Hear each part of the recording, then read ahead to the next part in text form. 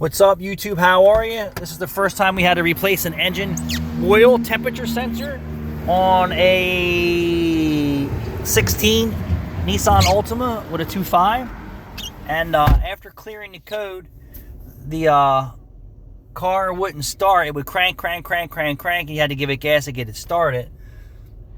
Don't be alarmed. Take it for a road test, put a little heat in the engine, and that condition should go away. So I'm not sure if that's part of the programming or if the throttle body's dirty on this.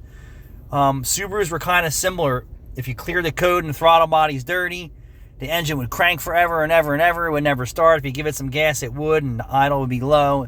It's kind of relearning the idle function. I'm wondering if this was a similar scenario.